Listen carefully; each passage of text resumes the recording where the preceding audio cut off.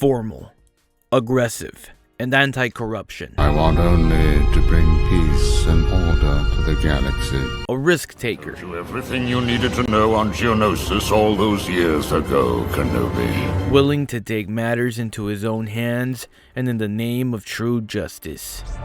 Corruption like yours must be eradicated. His name is Count Dooku.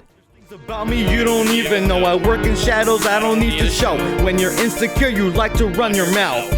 I guess that's why I always win, and you losers like to stick around. This is just the beginning. Episodes 2 and 3 of Tales of the Jedi gives us a look into Dooku's past and his ideology that led him into joining Palpatine's sinister plan. Episode 2, titled Choices, introduces us to a younger Qui-Gon Jinn, voiced by Liam Neeson's son, and the younger, cleanly shaven Dooku. The pair arrive in a village where the center of the planet, his son, has been abducted. From the get-go, we realize Dooku does not fuck around. Let us make our intentions clear, he says, as he places his curved lightsaber hilt on the table. Dooku does not play. He's here to get things done. But when we see the senator's son, we realize things aren't as they seem. It's revealed that the village, like many other places around the galaxy, has been neglected by the center of the planet for reasons not explained but highly implied, that it is because of corruption and politics, that the Senate only benefits the rich and powerful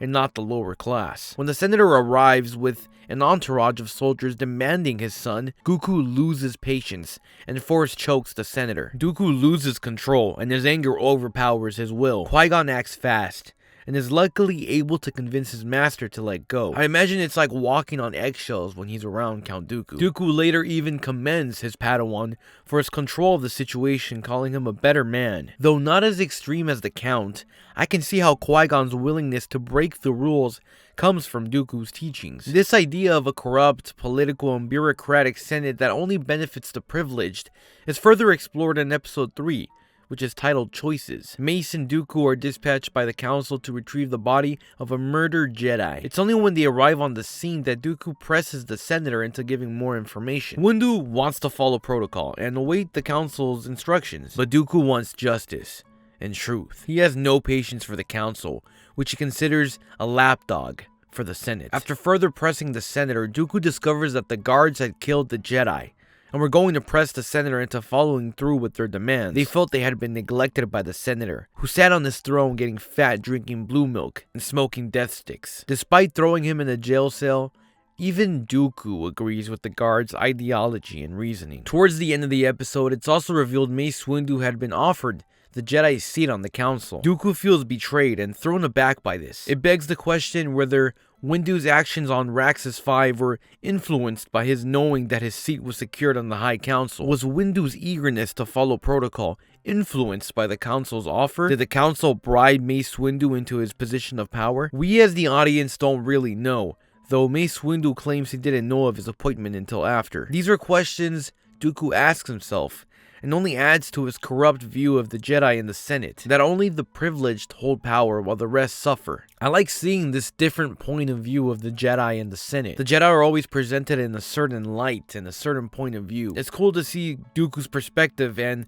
the sketchiness of the Jedi in the Senate. This is an idea explored in the Clone Wars and in the prequels, an idea Lucas probably communicated to Filoni. I just wish this same idea had been implemented in the sequels. These events develop Dooku and add context into his betrayal of the Jedi Order, so that when Episode 4, which is titled The Sith Lord, comes around, Count Dooku's ascension into the dark side has context and makes sense, something the prequels kind of needed. The Dooku in Episode 4 of Tales of the Jedi is conflicted by his ideology of eradicating corruption and bring order, and also the actions he is ordered to take by Palpatine. He's mourning his apprentice's death, but Dooku is also motivated to bring about a new age of peace to the Republic, to the point where he even kills another Jedi Master to achieve his goals. But hold on a second, why does Yaddle not speak backwards like Yoda? It was kind of weird to not see that. I remember reading Legacy and Secrets of the Jedi by Jude Watson as a kid. It's these expanded universe novels that are pre-Disney, that gave us insight into Count Dooku and Qui-Gon Jinn's apprenticeship, as well as Obi-Wan and Qui-Gon.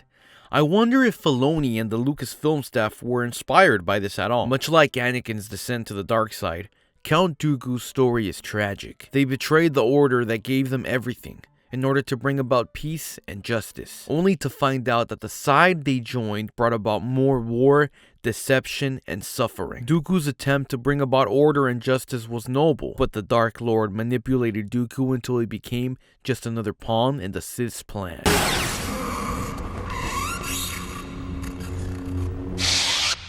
If you enjoyed this video, consider liking and subscribing. I'll be posting more videos like this one. My name is Dooku, and it may be difficult to secure your release. You criticize me, it kills in my background. Karma has a way of coming back around. When I succeed, I don't want to hear you make a sound. One day I'll meet my creator in a mariachi suit. It's lit.